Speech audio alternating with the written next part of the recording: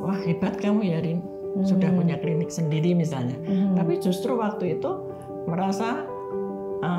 saya merasa ada hal yang salah. Harus ada dua-duanya karena estetik sendiri aja murni nggak cukup, medical sendiri murni pun juga nggak cukup ya untuk bisa men-solve problem pasien. Ya, untuk keberhasilan sesuatu. Dibuatlah Camp Arin Matters, oke? Nah, sebuah ilmu yang sebenarnya diciptakan dan digunakan sendiri pada saat itu. Nah, tapi satu hal yang unik bukan hanya digunakan sendiri, tapi sekarang justru dibagikan dan diajarkan. Dan dibuatlah Estetico Dharma Institute. 45 tahun di industri ini, apa nih yang sebenarnya menjadi harapan dari Bu Arini? Kalau seseorang sekarang sudah tergulung dalam lingkaran setan tadi dalam tanda kutip ya, dalam arti sangat ketergantungan, bagaimana cara dia untuk bisa melepaskan dari ketergantungan itu? Kegagalan bukan akhir dari segalanya, kesuksesan juga tidak selalu ada selamanya. Suka duka silih berganti, tapi kemauan dan juga keyakinan untuk terus melangkah itu yang harus dimiliki. Dan hari ini di Zero to Hero, spesial banget karena saya berkunjung ke Semarang untuk menemui wanita yang sangat spesial, Ibu Arini Prawono, yang merupakan pelopor dari perawatan kesehatan kecantikan yang ada di Indonesia. Hai Bu Arini. Hai Mary.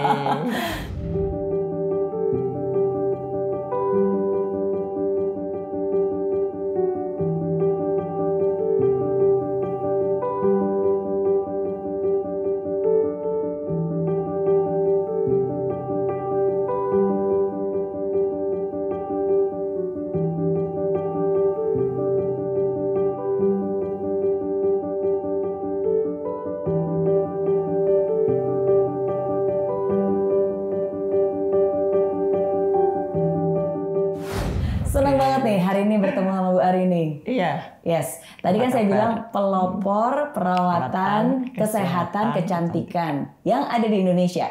Oke. Berarti ini sebenarnya membuka klinik kecantikan.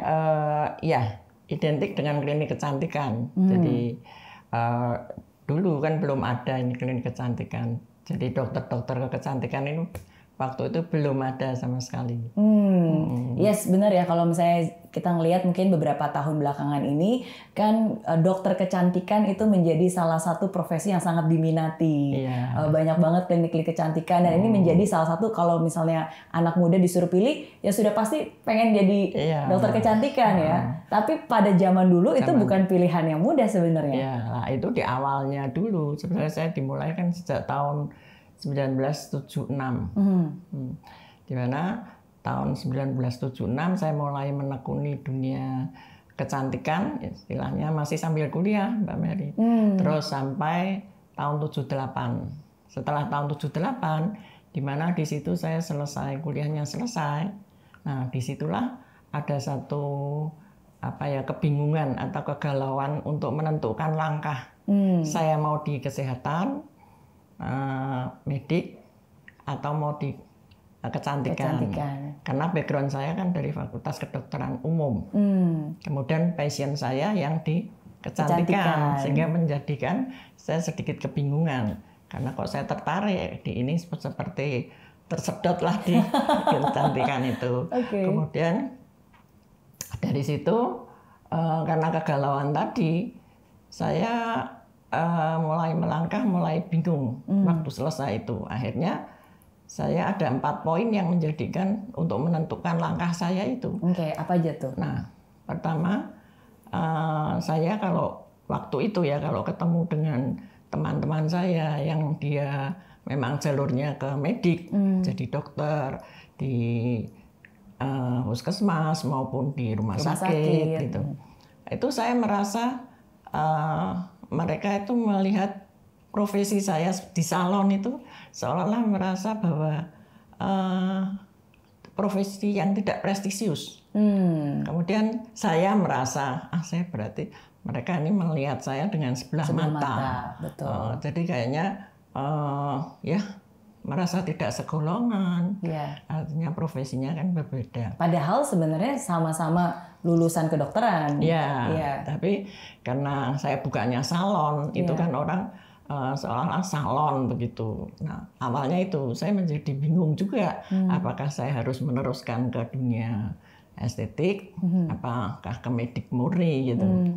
Akhirnya yang kedua saya ketemu dengan seseorang, teman saya datang ke klinik mengantarkan istrinya waktu itu, istrinya perawatan. Terus teman saya ini mengatakan, "Tuh sayang Torin, kamu kok ndak di jalur medik? Apa kalau enggak ya kamu ngambil spesialis SPKK dong, spesialis kulit." Itu. Nah ini waktu itu seperti itu. Dan akhirnya terpengaruh nggak kata-kata seperti itu? Nah itu menjadi pikiran saya. Saya jadi sedih. Berarti saya melangkah yang salah dong. Iya. Jalur saya ini salah. Kalau memang saya benar dan merasa disetujui oleh semua orang, pasti akan mengatakan, wah hebat kamu ya Rin, sudah punya klinik sendiri misalnya. Tapi justru waktu itu saya merasa ada hal yang salah berarti, karena orang melihat menyia-nyiakan, sayang begitu.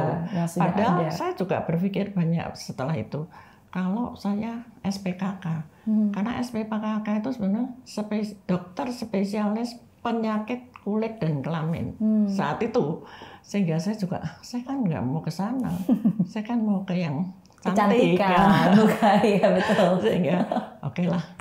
Nah itu poin kedua, membuat saya kebingungan. Iya. Terus berarti pernah galau juga ya berarti Bu Arni. Nah, terus pada yang ketiga, karena kebingungan, saya sampai di rumah, saya cerita sama orang tua saya.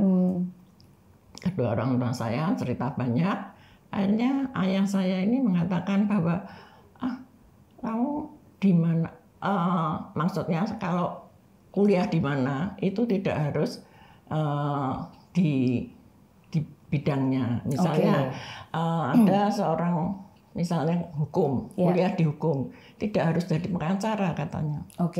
Kan bisa misalnya jadi dosen atau jadi apa, itu bisa. Oke, berarti orang tua saya cukup moderat, padahal biasa-biasa saja pendidikannya, tapi ternyata bisa menerima itu. Kemudian ibu saya juga orang yang biasa-biasa saja di situ. Kamu kalau mau mengabdi itu dimanapun tuh bisa.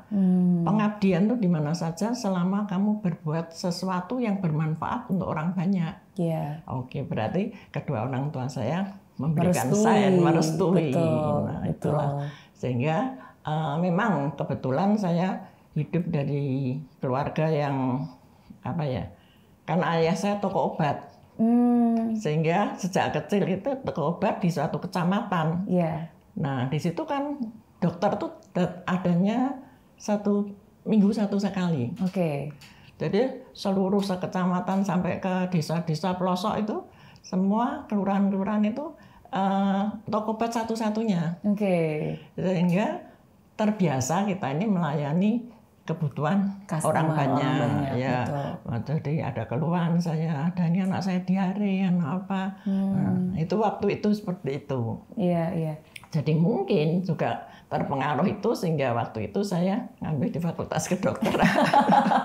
Tapi luar biasa loh support dari orang tua, karena kalau saya membayangkan misalnya ayah punya toko obat, terus di kecamatan yang sebenarnya dokter itu sangat jarang, dan untuk sekolah kedokteran juga bukan sesuatu yang mudah kan, dan Ibu Arini pada saat itu sudah lulus, sudah menjadi dokter sebenarnya, tapi orang tua nggak memaksakan, yuk dipraktekin aja, tapi bebas mengambil keputusan. Itu saya juga merasa orang tua saya ini cukup bijaksana nih, karena tahu passion saya tadi. Nah dari pertimbangan semua itu, sampainya di rumah saya merenung dari semua 4 poin tadi.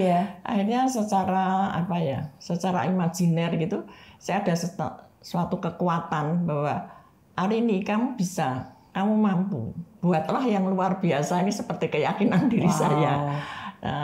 Toh kamu tidak ingin membuat suatu salon yang kacangan istilahnya, tapi buatlah yang beda dan istimewa istilahnya. Kalau sekarang inovatif ya istilahnya, kalau dulu istilahnya ya yang istimewa begitulah.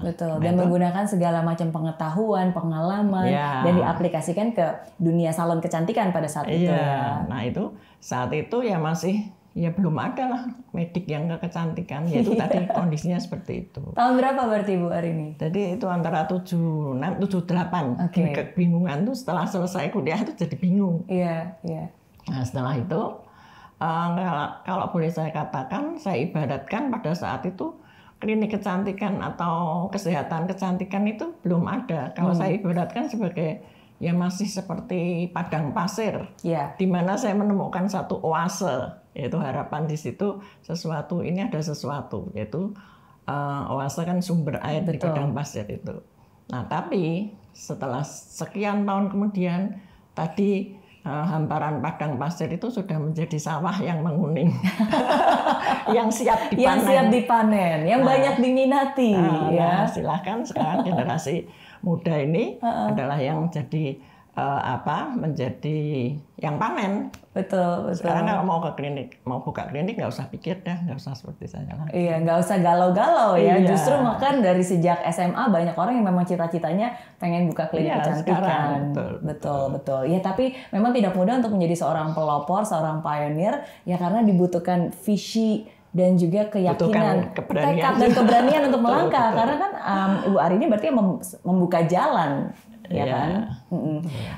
Berarti pada saat itu akhirnya dibukalah klinik yang namanya Karisma. Ya, pada waktu itu istilah klinik kecantikan kan belum ada. Jadi istilahnya salon kecantikan, salon perawatan kecantikan kulit. Ya. Jadi di awal tahun 1976 itulah mulai awalnya kan, sampai tahun 78 ya berkembang terus, dan akhirnya saya menekuni terus sepanjang itu. Nah, kemudian sampailah pada tahun 87. Kalau tadi saya katakan itu 76, 78 itu adalah embrio lahirnya klinik kecantikan. Pada tahun 87. Bukannya 9 bulan kemudian, tapi 9 tahun kemudian. Lama ya melahirkannya.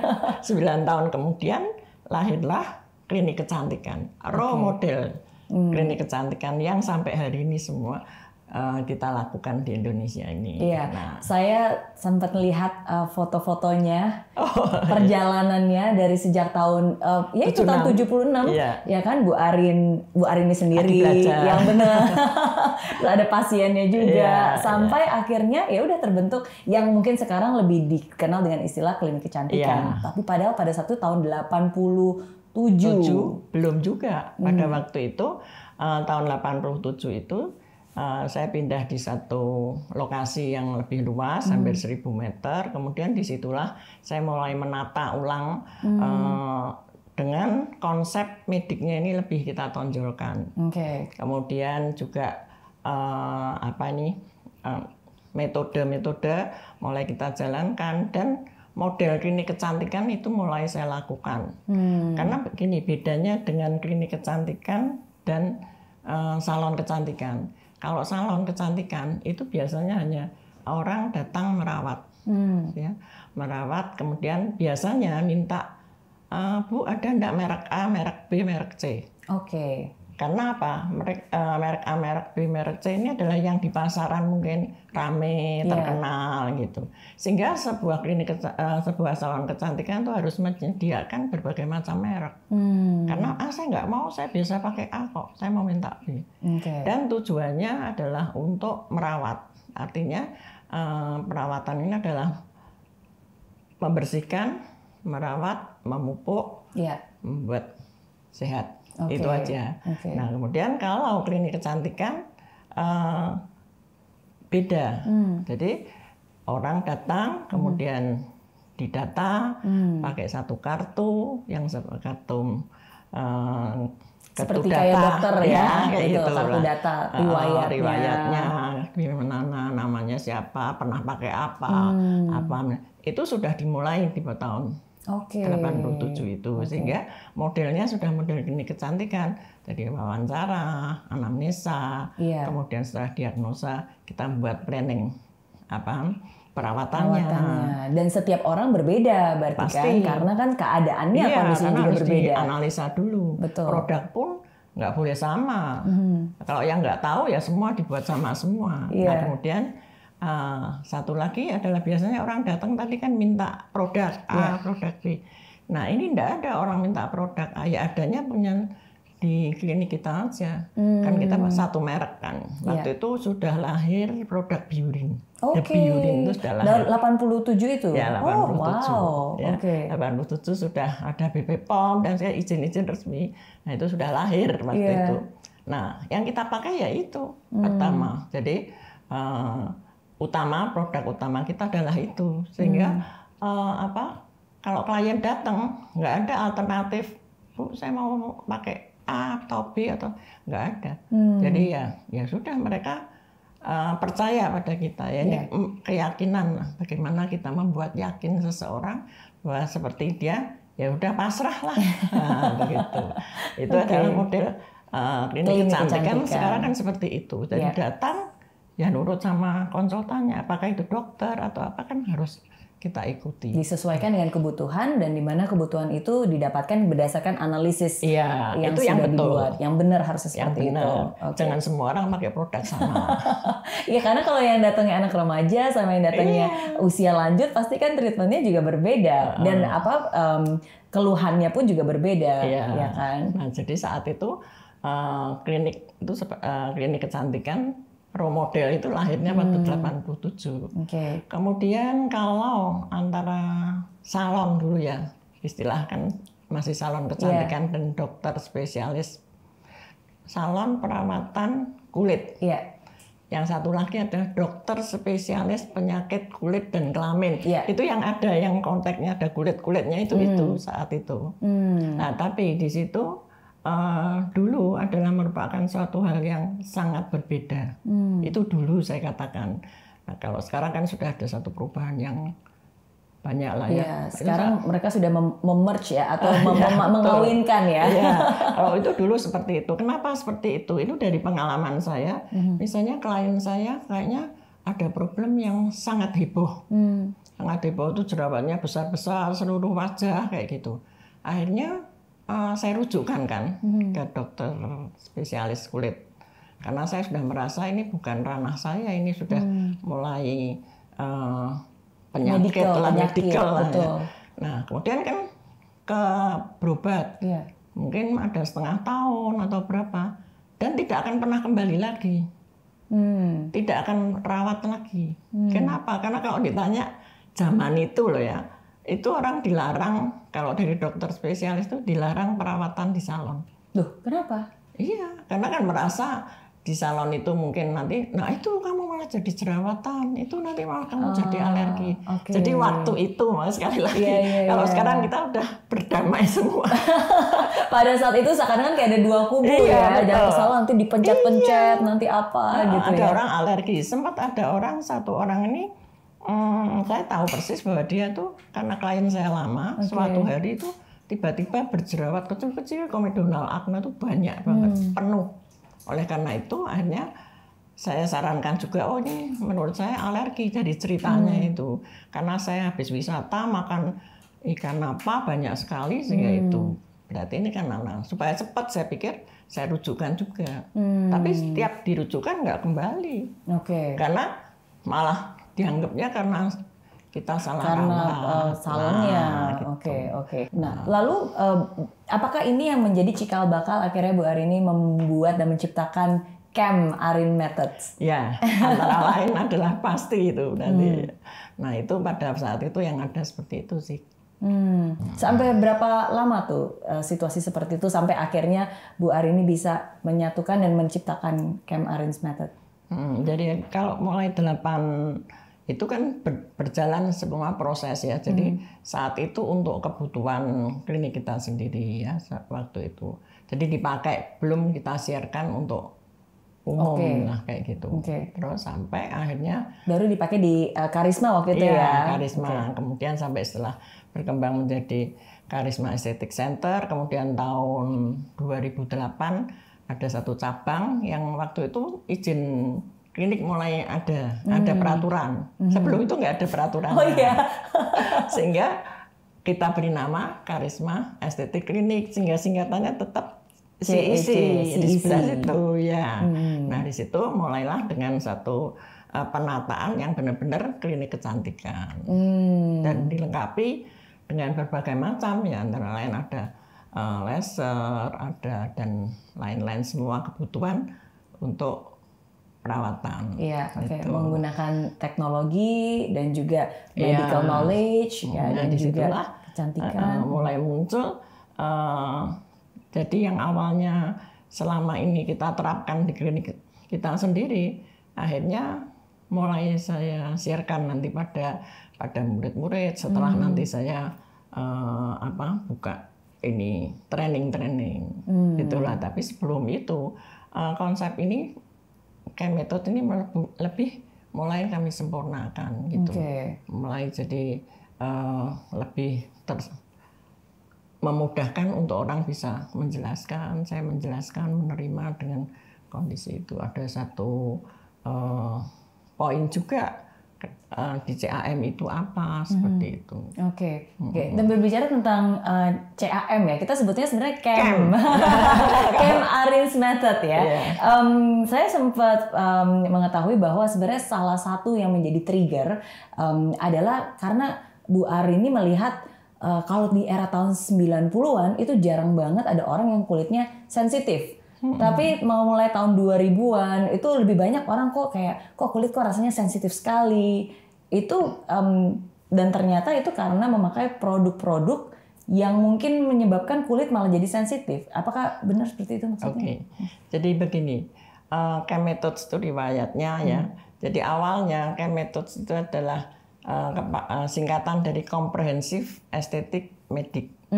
Jadi satu perpaduan antara ilmu kecantikan dan ilmu medik yang digabungkan secara komprehensif. Nah, disitulah untuk kenapa K-Method ini saya konsepkan dengan tujuan untuk sebagai paradigma dasar dalam menyelesaikan problem solving di klinik kecantikan. Jadi tujuan saya adalah itu. Nah, kemudian kalau ditanya, tentunya pasti ada latar belakangnya. Sampai saya menciptakan mengkonsep itu. Awalnya memang awalnya satu adalah karena kebutuhan. Di awalnya kan kebutuhan. Wah, ini kok nggak bisa diselesaikan dengan estetik saja. Sedangkan di luar sana yang menyelesaikan dengan medik saja pun tidak akan tercapai goal yang diharapkan klien. Akhirnya dengan penggabungan itu saya dapatkan bahwa itu bisa menyelesaikan permasalahan itu. Nah, itu awal munculnya ide perpaduan treatment kombinasi itu. Kemudian yang kedua adalah sebetulnya rasa keprihatinan.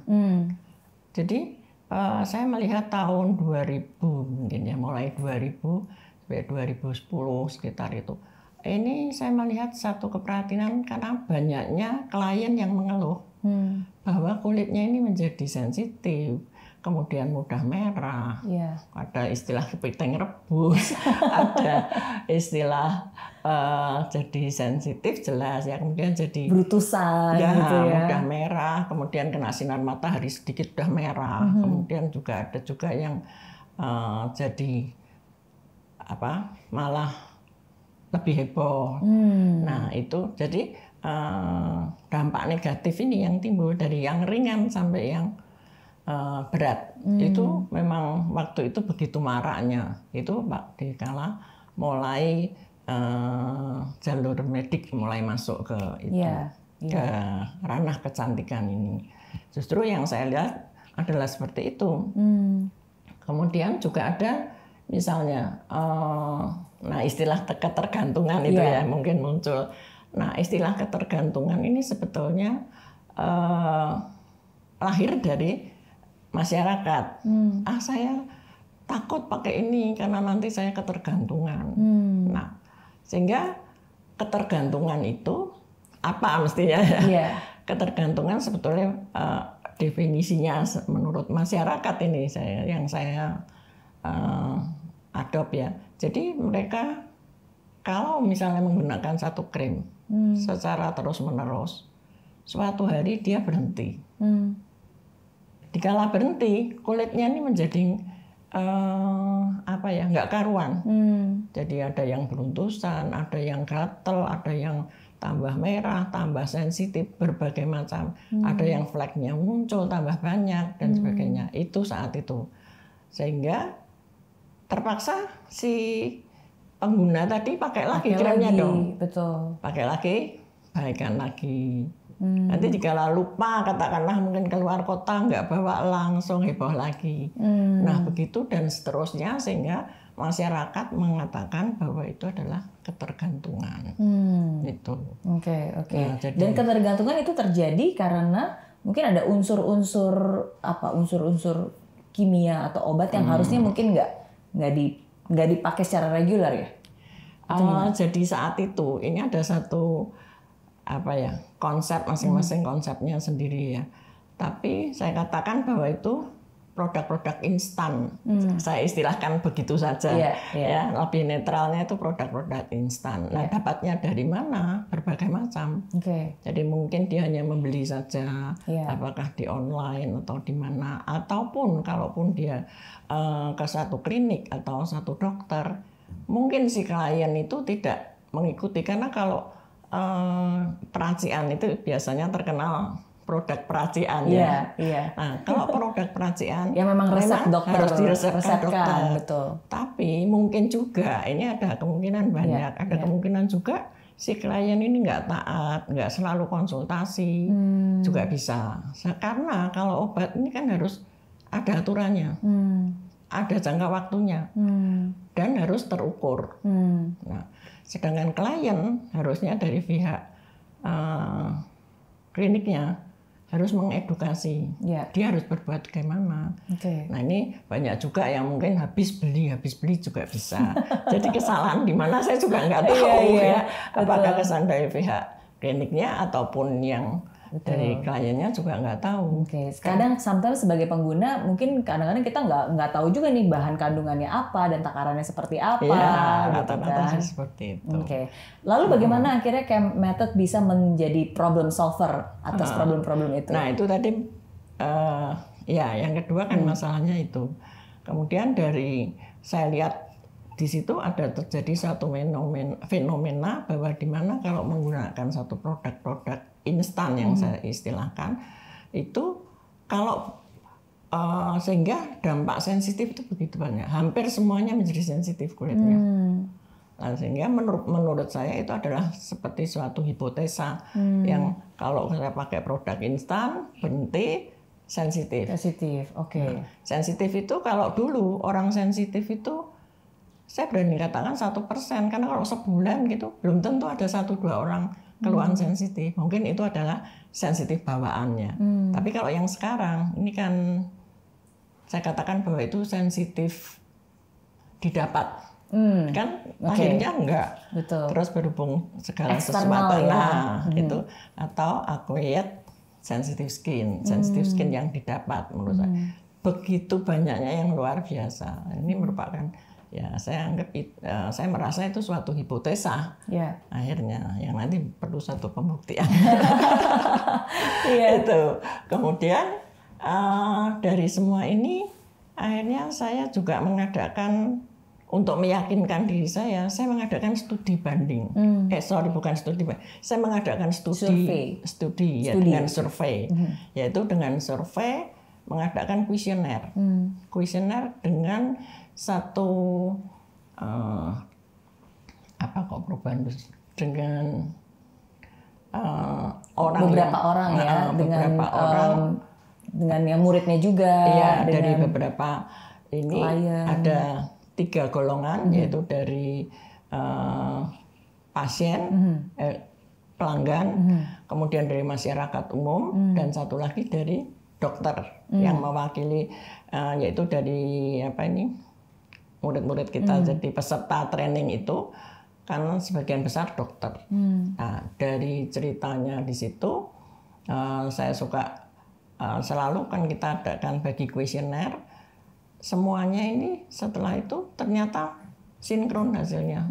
Semua juga seperti itu, sama keluhannya seperti itu, dan memang betul semua itu tidak tahu apa yang dipakai.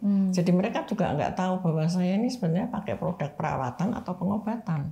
Oke. Praktis itu nggak tahu. Iya, ya. Beda ya obat perawatan sama obat pengobatan? Kalau yang perawatan pasti bukan obat. Oke. Nah, kalau yang pengobatan pasti golongan obat atau golongan farma. Yaitu yang tadi saya katakan, kalau sudah masuk situ harus terukur, teredukasi. Nah, bukan jelek. Selama bisa di guidance dengan baik. Betul. Kalau dia pakai, pokok asal pakai, saya mungkin ngeklik di online. Apa nggak tahu isinya ya, belum tentu tepat ya, sama aja kayak kita makan obat biasa gitu kan, kita main asal-asal, oh orang ini pakai obat ini, kita makan sendiri, takarannya ngasal sendiri, padahal ada dampaknya. Ya memang disitulah itu waktu itu, sehingga dari semua kuesioner itu saya simpulkan bahwa oh benar nih. Ya. Kemudian saya untuk membuat satu Chemethods itu tidak begitu mudah percaya juga. Pada saat itu saya sempat mengikuti simposium seminar internasional hampir setiap tahun, 2010, 2011, dan itu selalu saya ikuti yang di forum conference yang estetik, medical estetik mungkin istilahnya mereka. Memang pesertanya dokter-dokter dan saya ingin tahu apa yang terjadi di dunia itu. Tapi yang di sana memang medik murni. Jadi kalau misalnya tindakan estetik pun yang terkait medik, misalnya filler, botox, atau injek, atau apa, atau mungkin laser. Kalaupun ada produk yang dipakai, ya murni memang golongan farma semua, hidrokinon, kortikosteroid dan sebagainya. Selalu pembicaraannya itu, tidak ada pembicaraan golongan kosmeseutikal atau kosmetik. Nah dari itu saya simpulkan bahwa memang dunianya sebetulnya agak berbeda gitu loh. Nah kalau model klinik kecantikan seperti di Indonesia ini mungkin justru pertama mungkin di dunia yang dokter-dokter pada jadi esthetician. Itulah. Karena saya merasa seorang kalau kita di perawatan, di estetik, tapi tidak mengenal estetik, gimana kita harus kerja, gitu loh. Jadi kalau memang, jadi harus ada dua-duanya, karena estetik sendiri aja murni nggak cukup, medical sendiri murni pun juga nggak cukup ya untuk bisa men-solve problem pasien. Ya, untuk keberhasilan sesuatu. Nah, memang disitulah itu letak ragamnya di ahli dokter-dokter kecantikan maupun ahli kecantikan. Nah, seperti itu. Kemudian satu lagi saya juga masih belum yakin nih dengan Chemethods saya. Kenapa saya mengadakan satu kuesioner sekali lagi bagi pengguna yang sudah artinya para alumni, para yang peserta seminar. Nah, disitulah hasilnya mereka 90%, ya saya bilang 90% adalah diterapkan. Kemudian apakah bermanfaat? Pertanyaan saya. Semua menjawab bermanfaat.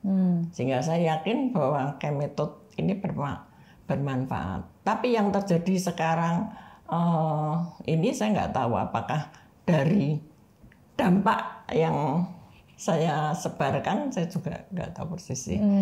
Yang jelas saya memang mengikuti dari awal belum adanya klinik kecantikan, mulai ada klinik kecantikan seperti itu. Ya, sampai sekarang yang ada di mana-mana ya.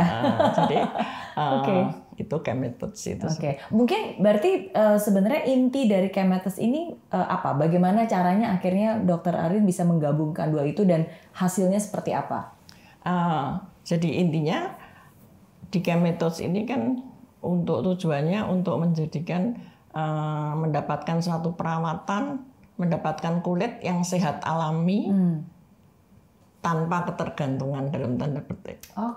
Sehingga saya punya satu mimpi supaya kulit ini ya sehat, secara alami maksudnya kalau sakit ya diobati, kalau nggak sakit nggak usah obat. Jadi tidak ada ketergantungan yang harus terus-menerus pakai, sedangkan kalau nggak pakai malah jadi sakit gitu ya. Tapi metode ini juga banyak lah orang macam-macam, ada yang masih concern dengan percaya dengan instan, percaya dengan mau full peracian atau combine, tapi perkembangannya akhir-akhir ini saya kira mulai tahun 2015 ke atas ke sini mulai combine treatment ini mulai booming. Yang untung malah siapa? Yang untung pabrik kosmetik. Kalau dulu kan nggak ada orang dokter ngeresepin produk tidak obat. Nah, justru di sini sekarang kan luar biasa itu. Satu konsep yang diciptakan yang membawa manfaat dan akhirnya sekarang menjadi berguna bagi banyak orang. Kenapa namanya Camp Arin Method? Kenapa ada arinnya? Ada arinnya ya. Nah, di sini sepanjang saya mempelajari di bidang kecantikan baik estetik maupun di bidang medik, saya belum pernah menemukan ada satu metode, misalnya Siti method, Budi method gitu. Yang Indonesia gitu, metode gitu. Indonesia. Kenapa memang kalau ini hasil karya Indonesia, kenapa nggak kita ungkapkan bahwa akan mudah-mudahan ke bawah akan lahir nanti di kancah klinik kecantikan ini ada metode-metode lain yang lahir dari Indonesia. Mudah-mudahan kayak metode ini nantinya bisa dibawa ke kancah internasional. Nah, ini kan sesuai dengan anjuran Presiden juga.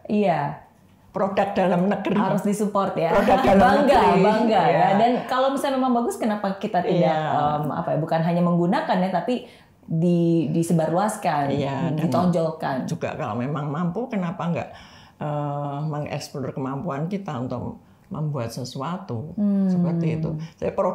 Saya kira produk kan tidak harus berupa barang. Nah, ini produknya berupa metode. Betul. Oke. Nah, tapi ini ada satu hal yang unik nih menurut saya, kan kalau dilihat dari sejarahnya Dokter Arini, dimulai dari keyakinan dan sebuah visi pengen bikin klinik kecantikan pada saat itu ya. Lalu akhirnya dibuat juga karena prihatin ada banyak keluhan dari pasien pada umumnya di luar sana, akhirnya dibuatlah Camp Arin Methods. Nah, sebuah ilmu yang sebenarnya diciptakan dan digunakan sendiri pada saat itu. Nah, tapi satu hal yang unik bukan hanya digunakan sendiri, tapi sekarang justru dibagikan dan diajarkan dan dibuatlah Estetico Derma Institute. Betul.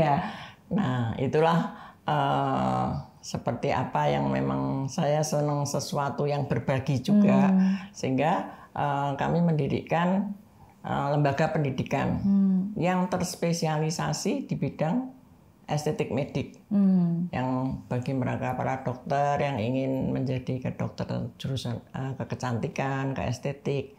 Nah, disitulah konsep kami juga memberikan one stop learning for estetik medik. Jadi supaya mereka juga dengan memperkenalkan metodenya, nanti supaya masyarakat semuanya mendapatkan satu pelayanan yang lebih baik lah, nggak sampai berdampak-dampak seperti itu. Iya, dan ini menjadi salah satu solusi yang luar biasa menurut saya, karena kan zaman sekarang seperti saya bilang ya, banyak orang pengen buat klinik kecantikan, ya kan, dokter-dokter pun juga ingin menjadi dokter kecantikan, gitu kan, esthetician. Tapi dengan adanya pelatihan dan maksudnya Dokter Arini pun juga membuat sebuah training yang komprehensif, nggak butuh waktu berbulan-bulan atau bertahun-tahun, bahkan sebenarnya hanya waktu seminggu 2 minggu. Iya kan? Ada program. Ada programnya. Karena gini, programnya ini dipadatkan. Jadi karena semua yang belajar ini semua adalah profesional, dokter-dokter, sehingga tidak punya waktu banyak.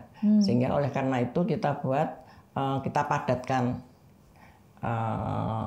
Ada yang program 1 minggu tapi full dari pagi sampai malam, sampai sore. Kemudian ada yang program 2 minggu, 3 minggu, dan seterusnya tergantung waktu dan kebutuhan daripada dokternya ini mau sampai kemana ya. Oke. Dengan membuat Estetiko ini bukankah akhirnya malah menelurkan kompetitor lain ya? Karena makin banyak akhirnya dokter yang nanti buat klinik kecantikan, bukankah itu sebenarnya malah kompetisi buat kita ini?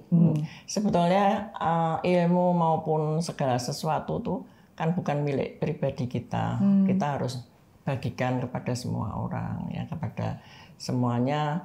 Harus kita tularkan lah apa ilmu yang kita punya, dan kita membuka. Memang ada kadang-kadang pertanyaan, buka klinik kok buka kursus. Nah, tapi itu bagi saya enggak, karena yaitu berbuat sesuatu yang bermanfaat untuk orang banyak. Antara lain bagi para dokter-dokter yang awal-awal ini juga sekarang menjadi ada satu seperti lahan baru lah. Ya, kalau dulu mungkin karena mungkin dokter banyak sehingga dokternya hanya di ini tertanya GP ya, yang apa dokter umum ya. Rata-rata kan saya di klinik 24 jam atau mungkin buka sendiri yang sepi dan sebagainya. Dengan adanya ini ada suatu ada satu pandangan baru bahwa ini pun sebetulnya di bidang ini pun luar biasa gitu loh. Sebetulnya penuh tantangan. Makanya saya suka bilang jangan menyepelekan di bidang estetik ini, karena di situ pun tidak kalah peliknya dengan di kesehatan umum. Oke. Berarti tahun berapa nih mulai berdiri Estetiko Dharma? Estetiko sebenarnya gini, Estetiko itu kalau lembaga pendidikan saya sebetulnya sudah memulai sejak tahun 80 itu sudah ada. Tapi bentuknya masih diperuntukkan ini salon. Salon perawatan kulit. Nah, pesertanya ya dari situ, salon perawatan kulit. Itu tahun mulai 80. Iya. Mungkin Mbak Mary belum lahir nih. saya lahir 80 pas. Nah, kemudian dengan berkembangnya waktu itu tapi diikuti kan tadi beautician. Iya. Nah, selain itu juga pada saat itu saya juga sudah mengadakan seminar-seminar bentuknya, tapi ya khusus pada ini salon-salon istilahnya. Terus berkembang terus sampai akhirnya tahun 2005 itu mulailah medik pada masuk ke estetik. 2005. Karena saya ingat persis pada tahun 2009 saya mengadakan satu seminar yang kita tawarkan untuk dokter-dokter, itu pesertanya hanya 25 orang. Karena belum banyak yang tahu. Banyak yang tahu ya. Terus kemudian 2010 ngadakan lagi sudah langsung melonjak menjadi 100 orang. Iya. Berikutnya lagi terus tiap tahun kan kita juga ngadakan itu jenisnya seminar. Dan akhirnya makin lama makin diikuti oleh seluruh Indonesia. Sampai dengan tahun 2013 yang saya buat satu buku Golden Opportunity. Ini ya. Nah, ini Golden Opportunity. Ini justru saya sharing kepada teman-teman medical bahwa ini loh ada Golden Opportunity di estetik klinik. Itu ceritanya menguak 37 tahun. Wow, 37 tahun menguak jalan di dunia estetik medik. Saat itu ya 37 tahun. Sekarang udah 45 tahun. Wow, Jalan emas meraih sukses bisnis klinik kecantikan. Tetap saya siarkan. Ini loh ada satu ini. Dan bukan hanya dari buku saja seperti saya bilang, akhirnya kan juga ada pelatihan yang terakreditasi. Ya kan? Kemudian ini di sela-sela itu tahun sekian akhirnya sampai pada 2008. 2005 sudah mulai Kemetode mulai masuk, tapi belum lah. Mulai 2008 lebih sempurna lagi, 2010 dan sebagainya. Dengan nama Estetiko Dharma Institute. Mulai 2015 itu mulai dengan nama Estetiko Dharma Institute. Jadi dengan satu kurikulum yang memang kita peruntukkan kebutuhan dari seorang dokter kecantikan itu apa. Jadi ada kurikulumnya, kemudian juga terakreditasi nasional maupun terakreditasi internasional. Di situ dengan satu bentuk, satu kelas yang formal lah ya, dengan tenaga pengajar yang masing-masing kompeten di bidangnya. Tidak satu orang, kan banyak di mana-mana ada tuh ngadakan training nih, yang ngajar cuma satu orang, mana mungkin ilmu satu orang begitu. Nah di sini ada apoteker, dokter spesialis kulit juga tetap ada, esthetician yang punya satu level internasional. Dan ada ujiannya terakhir. Dan itu memang tidak semua pendidikan di sini seperti itu. Jadi kita sempurnakan selesai mengikuti ujian nasional dengan memperoleh sertifikat nasional istilahnya ya. Kemudian yang internasional juga ada. Iya, bekerja sama dengan institusi yang ada di UK ya. Iya, betul, kerjasama. Jadi kita juga kerjasama dengan internasional juga. Tadi yang mensertifikasi ini kan kerjasama dengan lembaga sertifikasi profesi namanya. Sehingga dapatnya sertifikat itu juga Garuda gitu. Sehingga itu sebetulnya dibutuhkan oleh dokter-dokter untuk ngurus izin. Kalau klinik kecantikan kan harusnya ada sertifikatnya. Nah, sertifikatnya ini, yang di samping itu kita kenapa mendirikan ini lembaga Esthetiko-Derma Institute yang khusus dokter kecantikan. Karena selama ini saya melihat bahwa para praktisi dokter-dokter kecantikan yang buka klinik kecantikan itu rentang kompetensinya itu sangat lebar. Artinya kalau 1 sampai 10 yang punya kompetensi 7, 8 ya ada pastinya ya. Nah, tapi yang 2, 3 ini masih banyak. Gapnya besar ya. Yang misalnya saya baru lihat YouTube, cara merawat gitu, buka praktek estetik. Karena merasa gampang kok. Ada juga yang mengikuti pendidikan yang mungkin hanya sehari dapat sertifikat. Karena pihak yang dari pemberi izinnya sendiri juga mungkin karena baru ya, jadi belum tahu terlalu dalam seluk-beluknya. Pokoknya sertifikat estetik it's okay gitu. Padahal bukan itu. Dibutuhkan yang memang harus benar-benar mengerti bagaimana kamu menganalisa kliennya. Kalau enggak ada dasar, pastinya nggak akan ngerti. Setuju sih, karena ada beberapa skills yang memang bisa kita dapatkan secara otodidak. Tapi ada beberapa skill yang sebenarnya otodidak aja nggak cukup, harus benar-benar proper, ada strukturnya, terakreditasi, apalagi hal-hal yang berhubungan dengan medics ya.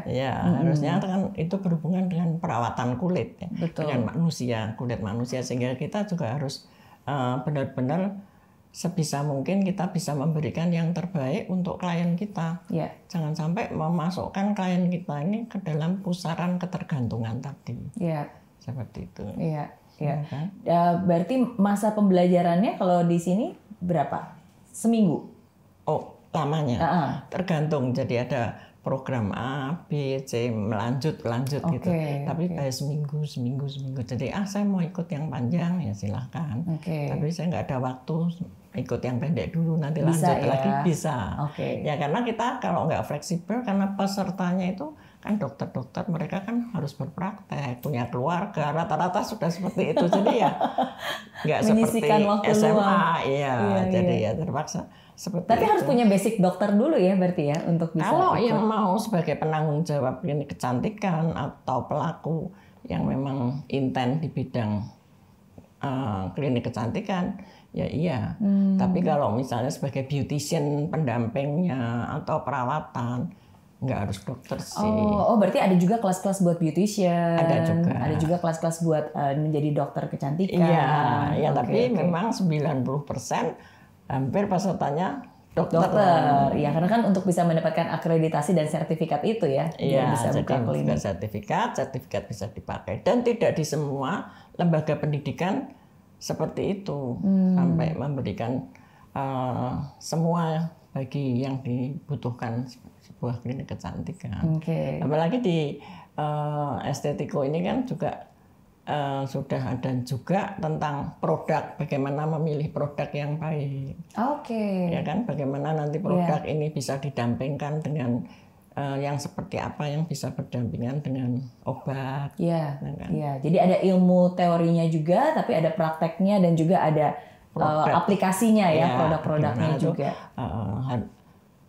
Apa namanya, cosmeceutical istilahnya ya. Kalau yang produk pendamping untuk di klinik kecantikan yang biasanya kita bisa kombinkan, yaitu justru Chemitodes itu di situ bisa mengkombinkan bagaimana cara mengkombin antara cosmeceutical yang non obat dengan yang obat.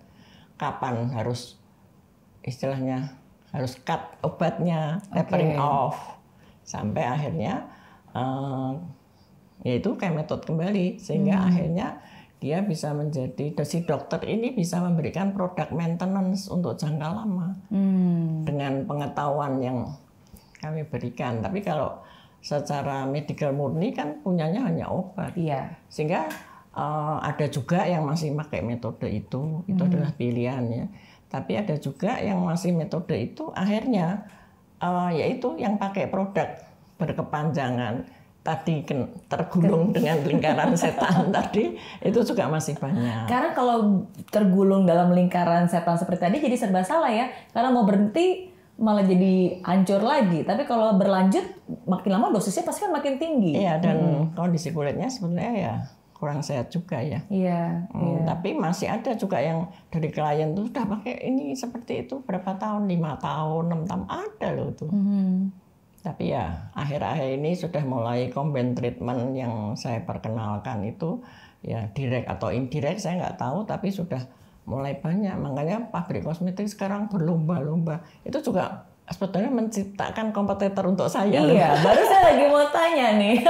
Karena kan Ibu Arini sendiri kan juga punya pabrik untuk membuat produk-produk kecantikan ini kan? Iya, justru itu. Nah, tapi enggak lah. Saya nggak pernah berpikir sampai segitu.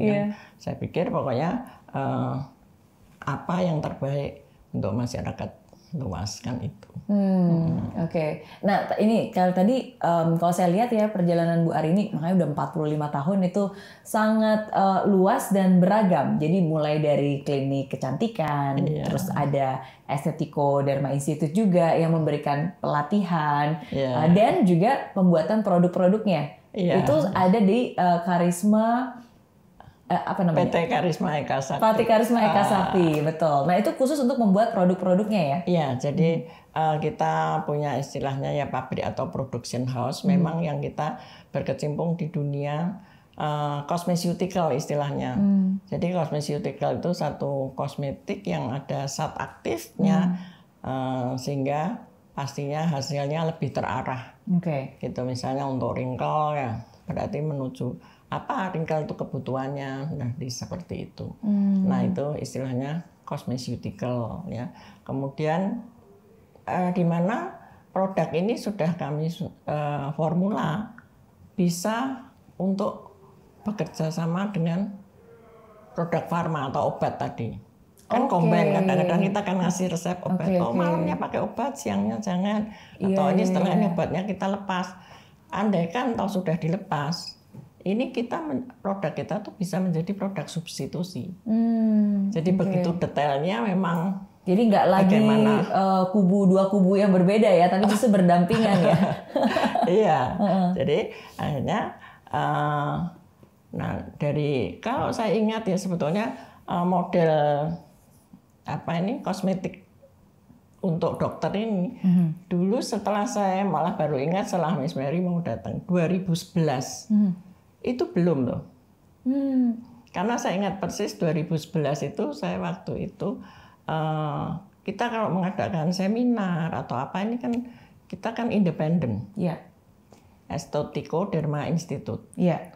Nah, kalau yang asosiasi-asosiasi yang bentuknya kecantikan itu baru yaitu tahun 2011 itu. Saya pernah ingat persis kenapa? Karena saya pernah diundang untuk satu bentuk seminar di awal akan terbentuknya Ikatan Dokter Kecantikan di Jawa Tengah waktu itu. Dan waktu itu pembicaranya itu 2 dari Estetico, yaitu saya dan Pak Rendra sebagai dermatofarmasis dari estetiko semua. Nah, kemudian satu lagi adalah ini siapa? Ada dokter lain lah. Dia punya produk untuk kaki, perawatan kaki. Saya enggak begitu kenal, lupa saya. Ya hanya 3 itu. Kemudian bootnya penjualan itu, penjualan produk ya hanya Be White saja. Kalau saya ingat kembali karena Miss Mary mau datang, saya ingat-ingat. Oh iya, itu ternyata 2011 itu belum ya. Belum. Oke. Berarti produk Be White itu. Nah kalau produknya sendiri perkembangannya kan tadi The Beauty itu tahun 87. Iya. Nah tahun 87 itu didesain sendiri loh. Saya lihat di atas ada blueprintnya, ada gambarnya kan. Itu dulu Bapak. Kemasannya. Karena Bapak arsitek, jadi bantu-bantu saya itu gitu. Jadi itu Biurin kan lahir. Kemudian Be White lahirnya yaitu 2008 kali ya. Oke. Mulainya medical masuk ini, mulailah dengan produk Be White yang lebih kita persiapkan untuk bisa berdampingan dengan produk farma atau obat. Dan agar akhirnya kita juga membuat satu formula untuk bisa menjadi produk substitusi. Jadi suatu hari mungkin berhenti pakai itu. Nah, dilanjutkanlah dengan produk. Tidak semua produk, itu produk yang memang kita persiapkan. Iya. Formula yang memang kita persiapkan. Bagaimana untuk tapering off, mengganti dari yang ketergantungan menjadi tidak ketergantungan.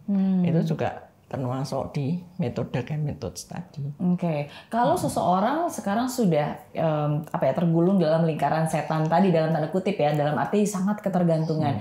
Bagaimana cara dia untuk bisa melepaskan dari ketergantungan itu? Dan butuh proses berapa lama biasanya? Nah, itu memang butuh proses yang lama. Makin sudah pakainya lama, untuk meninggalkannya itu perlu waktu lama untuk memperbaikinya, untuk menjadi tidak tergantungan lagi. Tapi kalau misalnya baru 2 minggu atau 1 bulan, dia sudah merasa ada yang banyak keluhan, kemudian cepat-cepat datang ke kita, kemudian kita beli satu solusi, itu cepat.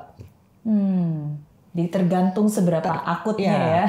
Kemudian itu butuh satu step-step yang panjang supaya tidak begitu dihentikan breakout semua. Wow. Nah itu dari ini sebetulnya banyak sekali orang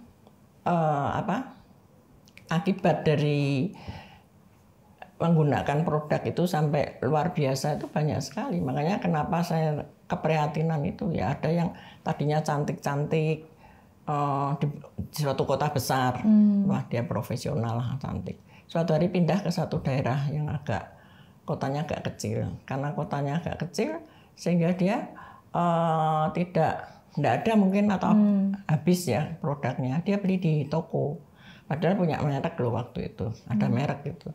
Terus setelah pakai ternyata dia fleknya itu menjadi seluruh wajah seperti pakai topeng. Nah waktu datang saya bilang bukan salah produknya yang dipakai ini, dia taunya produk, saya pakai produk di toko akhirnya saya seperti ini gitu. Bukan, saya bilang. Bukan salah produknya ya? Bukan salah produk yang di sini, coba riwayatnya seperti apa. Nah baru cerita, yaitu penyebabnya. Jadi terjadi akhirnya seluruh wajah. Ini banyak dampak negatif. Yang sampai kena psikonya juga ada. Jadi ada klien sekali datang belum berani. 2 kali datang belum juga. Itu dengan suaminya itu sudah janggal, masa mau kecantikan kok suaminya nganter. 2 kali belum, sampai suaminya maaf ya, ini karena ketakutan sekali, trauma mungkin sebelumnya. Jadi ya kayak orang paranoid akhirnya. Terus sampai ketiga baru dia yakin dan mau perawatan. Ya akhirnya nggak ada masalah. Sebegitu dampak negatifnya yang menyebabkan saya prihatin itu. Pastilah Bu Arini, karena wajah itu kan aset ya, dan wajah ini kan nggak bisa digantikan. Jadi kalau gara-gara salah atau gimana tiba-tiba jadi hancur atau jadi heboh, itu kan pasti sangat mempengaruhi kepercayaan diri juga. Betul. Karena kan yang terlihat dari orang kan otomatis wajah. Karena kan awalnya kan kepingin saya jadi lebih cantik, saya lebih ini. Yang didapat seperti itu. Jadi ini seperti apa ya? Ya itu istilah awam bilang menyatakan ketergantungan. Tapi apakah bisa tidak seperti itu? Saya yakin bisa. Itu dengan metode step-step yang kita benar, pastinya bisa terhindar dari semua. Karena saya sendiri pernah kena melasma dan sampai hari ini saya nggak pernah pakai yang namanya golongan farma, hidrokinon atau apa. Itu kan merupakan satu obat yang memang jadi masih gold treatmentnya gitu loh. Tapi very strong ya. Apalagi zaman sekarang kan katanya ada dicampur merkuri. Ya kalau merkuri itu sebenarnya sudah lama dilarang kok. Oh iya, tapi masih ada aja orang yang mau masukkan ya. Kalau hidrokinon masih diperbolehkan dengan resep. Oke, dan dengan kadar yang tertentu. Iya, kan itu dengan satu panduan lah ya. Itu pun karena lihat di luar seperti itu, saya berusaha saya tidak melangkah ke sana untuk saya sendiri. Nyatanya toh bisa. Tergantung juga kita harus punya strategi seperti itu. Oke. 45 tahun di industri ini, apa nih yang sebenarnya menjadi harapan dari Bu Arini? Oke, harapan saya sebetulnya agar semua masyarakat ini menerima, dapat dirawat dengan mendapatkan hasil kulit yang sehat tanpa ketergantungan dan atau bebas dari apa ya, dampak negatif lah. Jadi kulit sehat alami lah gampangnya. Kalau semua masyarakat seperti itu kan jadi happy ya, nggak usah ada dampak yang terjadi sampai problemnya saya seperti ini. Betul. Sebenarnya kan ada yang bilang mencegah lebih baik daripada mengobati, benar kan? Betul, jadi sebelum muka jadi heboh lebih baik dicegah dulu perawatan. Ada nggak sih tips-tips khususnya buat yang usianya mungkin udah mirip-mirip kayak saya gitu kan, menjelang 40? Apa sebenarnya yang harus, kalau bisa kan sebenarnya dirawat dari muda ya, dari 20 tahun, 30 tahun. Ya. Mungkin kalau yang terkait aging ya mulai 30 tahun ke atas harus mulai ada perawatan karena di situ mulai terjadi satu penurunan ya.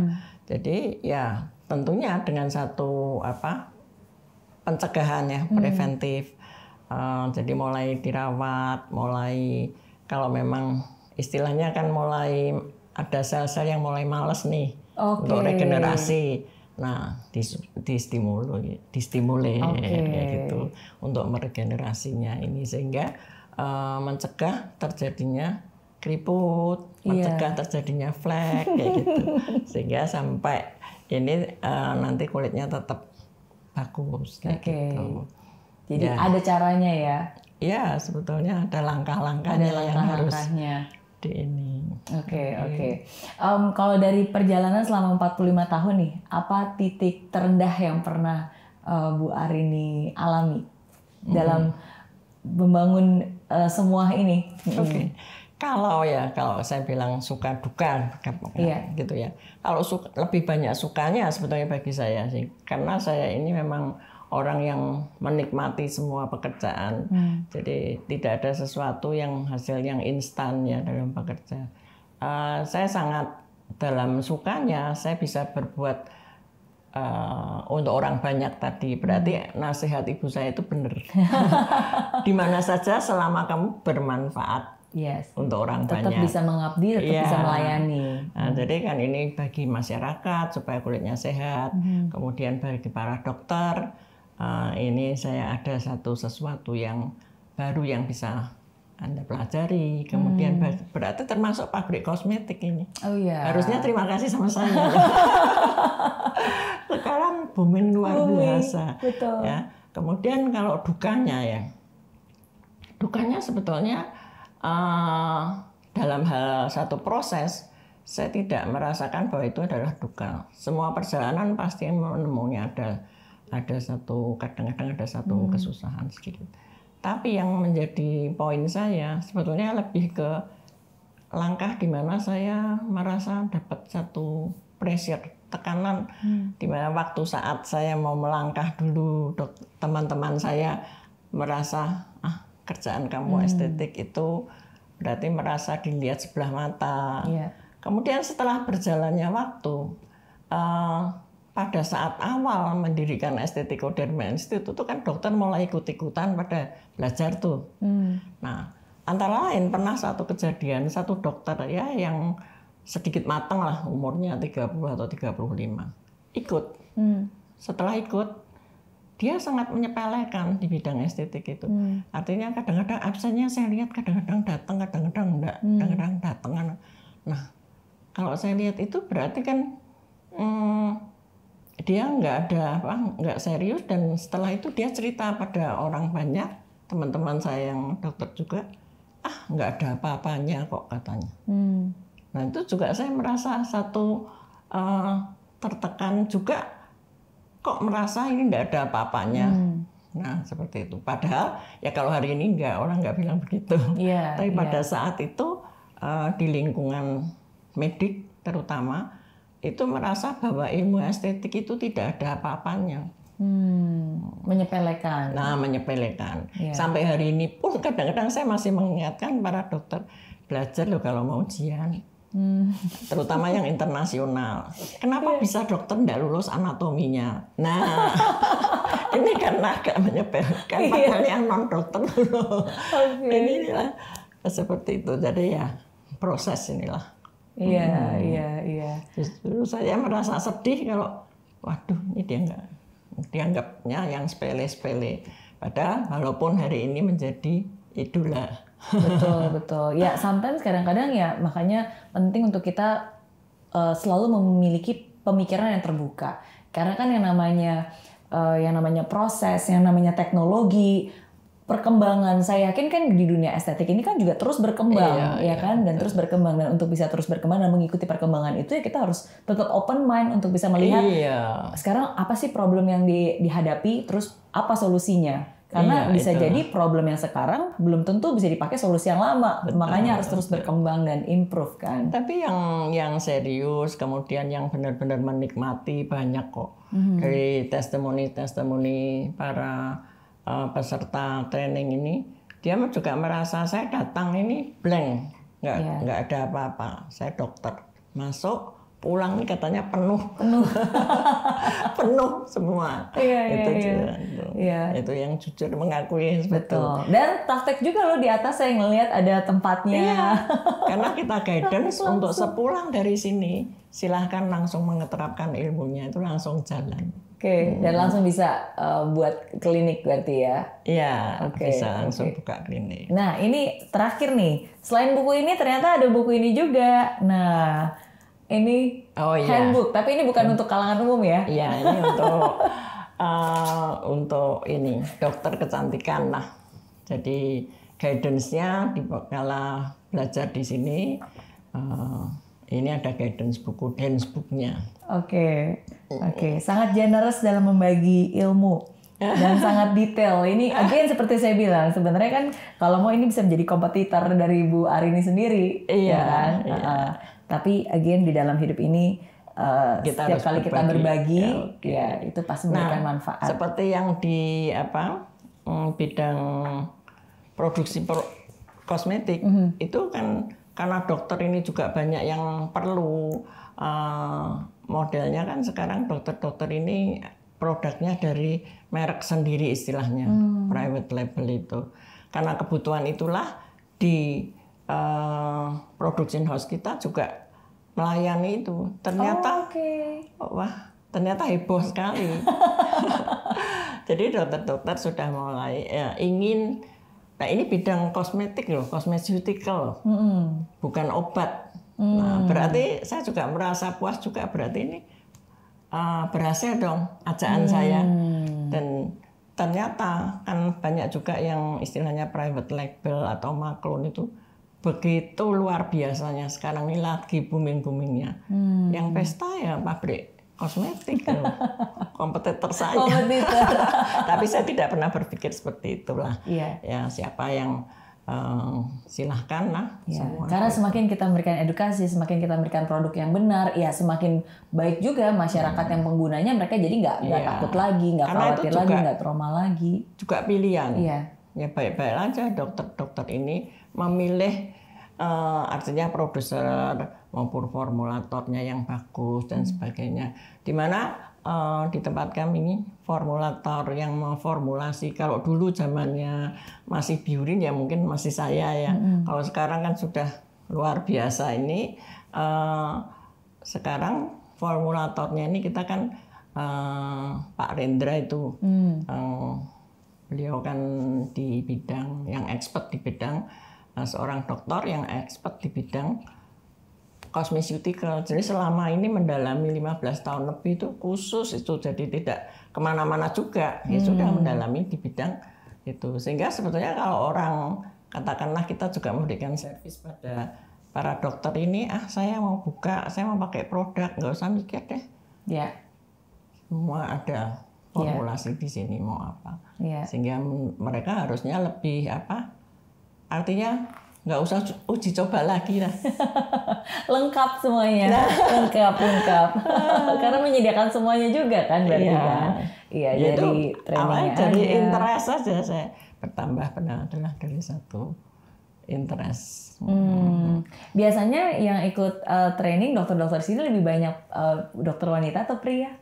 Oh, wanita. Oh iya. Prianya kadang-kadang 2, 1 kayak gitu. Kalau satu rombongan 15 orang, 20 orang tuh kira-kira segitu sih banyak. Tapi ya berbagai macam dokter ternyata. Ada dokter kulit juga ada. Dokter gigi ada. Oh ya? Cuman karena dokter gigi yang ingin. Ingin mempelajari. Nyambung sih, tapi ya dia bilang saya interest saja. Ya udah, terus dia mungkin hijrah ke situ. Ya kita lengkapi juga estetiko ini dengan workshop semua yang terkait. Yaitu saya kepingin one stop learning itu untuk estetik medik. Ceritanya seperti itu. Iya. Dan nggak harus datang ke Semarang ya, di Jakarta juga ada kalau nggak salah ya? Ya, kita kalau estetiko punya cabang di Jakarta. Hanya satu. Tapi kalau mau lengkap ketemu sama founder dan juga ownernya dan juga pendirinya harus datang ke Semarang. Iya. Nah, untuk ini ya, konsumen mungkin saya ada pesan untuk bagaimana untuk masyarakat umum sebagai konsumen. Bagaimana saya harus bersikap kan mungkin seperti itu. Mungkin pesan saya jadilah konsumen yang cerdas. Artinya cerdas harus memilih produk yang benar. Memilih tempat perawatan yang benar. Yang benar ini artinya ya sudah jelas bahwa konsultannya ini kompeten, terakreditasi, bukan asal-asalan kliniknya misalnya. Kemudian kalaupun produk juga benar-benar tahu yang dipakai. Memang banyak juga orang nggak tahu saya ini pakai obat atau pakai. Iya, karena kadang-kadang orang awam kita nggak bacain ingredientnya, baca pun juga nggak ngerti. Itu gimana caranya supaya kita bisa menjadi konsumen yang cerdas? Kalau yang bentuknya cosmeceutical itu kan semua ada ingredient, mungkin nggak tahu terlalu jelas, tapi paling enggak kalau ini resmi, artinya ada BPOM-nya, ada pabriknya, ya itu selama tidak pemalsuan ya oke lah.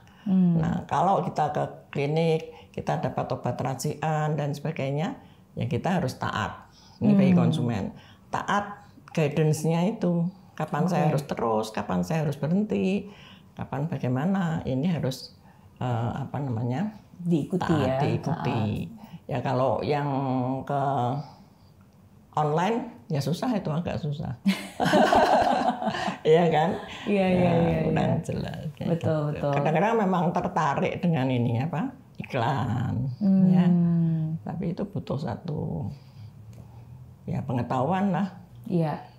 Karena kan setiap orang kondisi kulitnya juga mungkin berbeda ya. Iya, berbeda. Jadi harus benar-benar tahu istilah simpelnya cocok-cocokan. Nggak bisa hanya sekedar harus dianalisa dulu untuk tahu, karena cocok buat dia belum tentu cocok buat saya. Pasti. Ya, baik dari segi produk, takarannya, pemakaiannya juga. Karena kan sebenarnya produk yang sama tapi kadang-kadang cara pemakaiannya pun juga bisa berbeda kan. Memang itu harus ada tahu. Iya.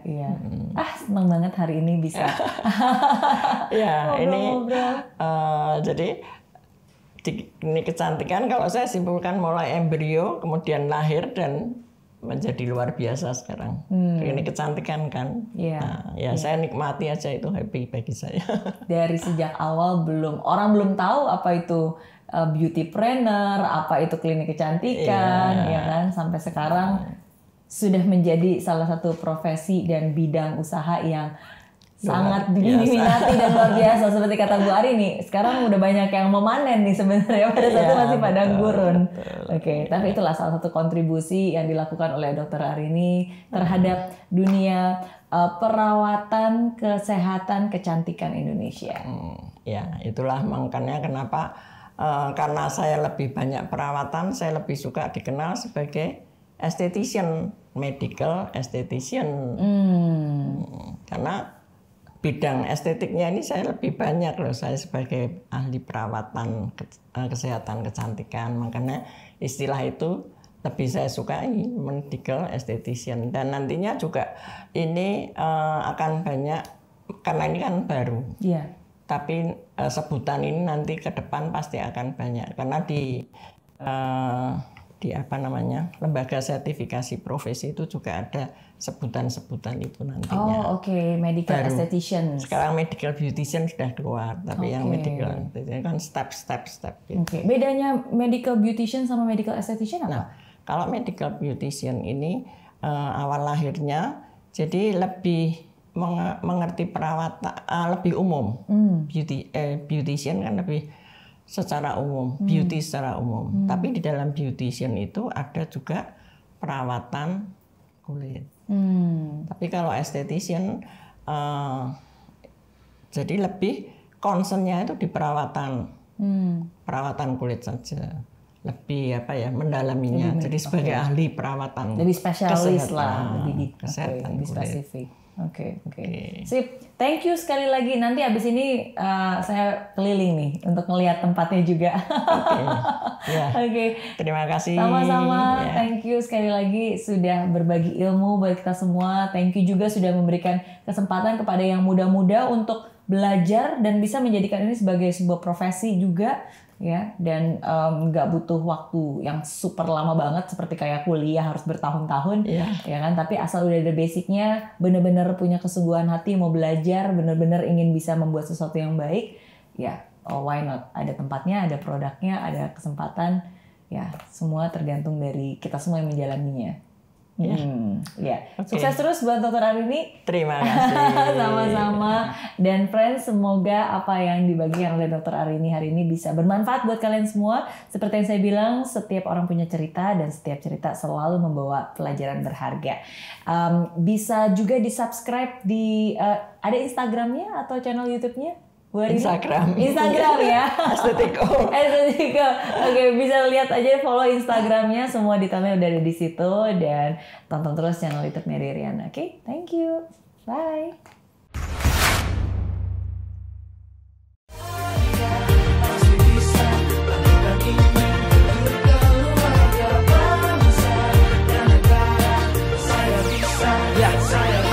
Laksana bumi tanpa hujan, hidup tanpa tujuan, kering dan mati tanpa hijaunya tumbuhan. Demikian kalau mimpi tak kunjung terjadi,